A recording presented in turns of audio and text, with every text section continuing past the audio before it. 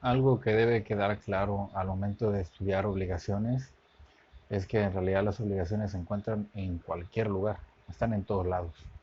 Se estudian dentro del programa de Derecho Civil como consecuencia del primer programa o del segundo programa, ya sea personas y familia, bienes y sucesiones, porque es necesario conocer cuáles son las reglas generales de las obligaciones civiles para poder pasar al siguiente tema en materia civil, que son los contratos. Sin embargo, la teoría general de las obligaciones aplica para casi todas las materias. Algunas de estas reglas aplican directamente sobre la materia agraria o podemos identificar los elementos de las obligaciones como el elemento objetivo, los elementos subjetivos, también en materia laboral o en materia mercantil, por ejemplo. Entonces, sí es conveniente que ustedes identifiquen muy bien cuáles son los elementos de las obligaciones, cómo es que esa teoría se ha desarrollado y cómo es que esa teoría puede ser transportada a otras materias de derecho para el cumplimiento de las obligaciones, el establecimiento de los sujetos y sus fuentes. Es muy importante tener esto en cuenta. A lo largo de mi carrera profesional he tenido contacto con las obligaciones desde distintos aspectos, desde distintos enfoques, como litigante, como profesor, como servidor público y recientemente como gerente de Petróleos Mexicanos. Y cada una de estas me ha dado diferentes enfoques, diferentes experiencias y diferentes formas de entender qué es lo que una persona como obligada tiene que cumplir y qué es lo que una persona acreedora tiene derecho a exigir. Entonces les voy a explicar cuáles las diferencias que he aprendido a través del paso por estas cuatro funciones que he realizado. En primer lugar, como litigante, he tenido contacto sobre todo alrededor de las obligaciones en materia familiar. Es muy importante que entendamos que constantemente y más recientemente en México se están modificando las obligaciones en materia familiar, sobre todo alrededor de los grupos vulnerables. Entiéndase adultos mayores, entiéndase mujeres, menores de edad, alrededor, por ejemplo, de las cuestiones de carácter alimenticio o de la atención médica. Entonces, estas obligaciones han venido cambiando. La fuente de estos cambios puede ser en materia local, es decir, puede haber modificaciones dentro de los códigos civiles de las entidades federativas, o puede ser que haya alguna modificación o creación de alguna nueva norma en materia federal. También es importante considerar que los tratados internacionales también establecen obligaciones tanto de carácter privado como público para los estados. Recordemos muy bien que el artículo primero constitucional señala la obligación del Estado mexicano en relación con los derechos humanos, de fomentarlos, de prevenir sus violaciones, de hacer que las personas ejerzan sus derechos. Entonces, estas obligaciones que tienen origen tanto en la norma civil como en la norma pública, como son los tratados internacionales, inciden en la forma en la que los litigantes ejercemos nuestra profesión.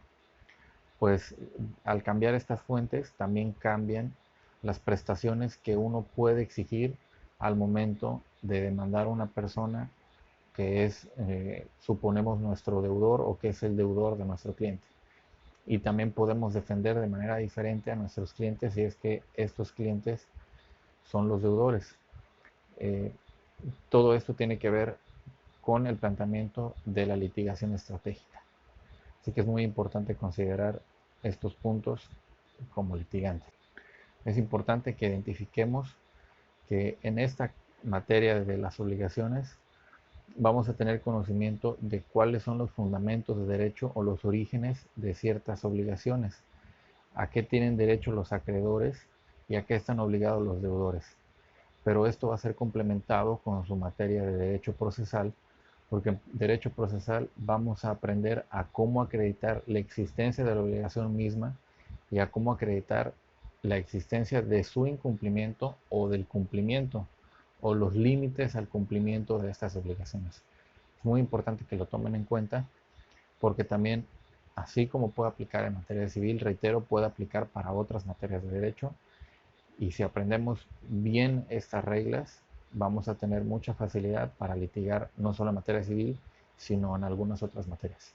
Como profesor, una de las lecciones que he aprendido es que el reconocer derechos o el reconocer obligaciones en las diversas materias, como por ejemplo en materia laboral, establece una expectativa de acceso a ciertas condiciones o a ciertos objetos.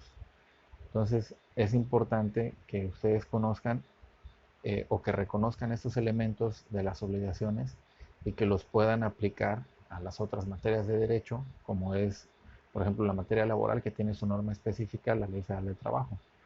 Pero también podremos encontrar otras obligaciones en otros ordenamientos jurídicos, como por ejemplo eh, la ley del Seguro Social, la ley del ISSSTE, que son obligaciones que aplican tanto para los patrones como para los trabajadores, las empresas del mismo Estado.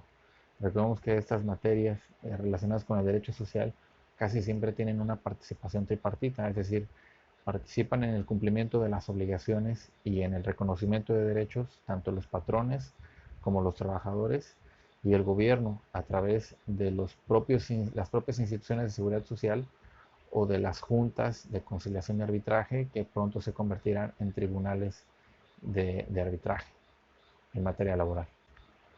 Como servidor público me ha quedado claro este principio que establece que las autoridades solo pueden hacer aquello para lo cual están expresamente facultadas por la ley.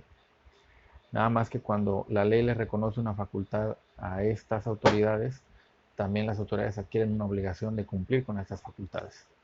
Por ejemplo, imagínense que la Constitución o las leyes orgánicas de los poderes judiciales, del Poder Ejecutivo, del Poder Legislativo, asignan a cada uno de estos una función en específica.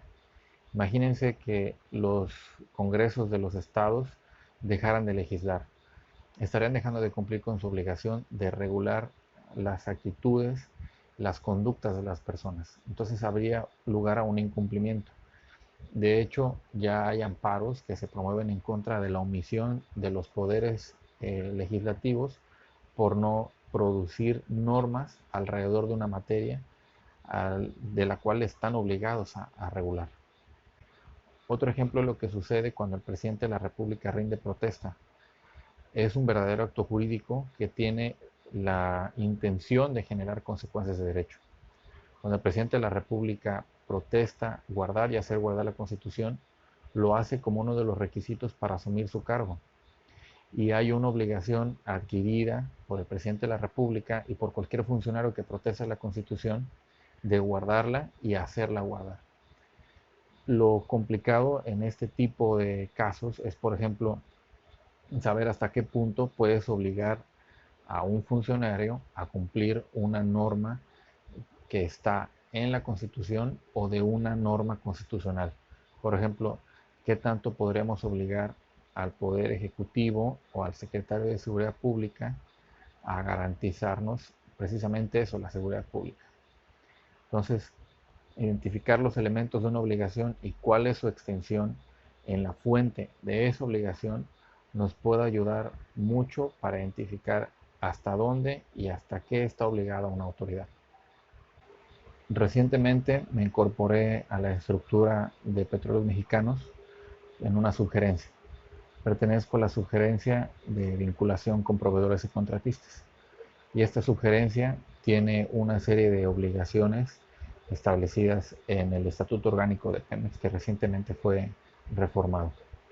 Ahora, recientemente estamos analizando un caso en el que a través de un acuerdo y de normas específicas de contratación para Petróleos Mexicanos, la gerencia a la que yo pertenezco debe de actualizar el estatus de uno de sus proveedores. Sucedió un accidente de trabajo y alguien tiene que advertir a las gerencias de cada una de las empresas subsidiarias de Pemex que esa empresa tiene un accidente de trabajo que se está revisando y que deben tener cuidado para contratarla, pues Pemex no debe contratar con empresas que hayan generado o que hayan sido responsables de algún accidente grave, de algún accidente industrial grave o de algún accidente que haya tenido como consecuencia la fatalidad de alguno de sus trabajadores de esa empresa o del propio Pemex.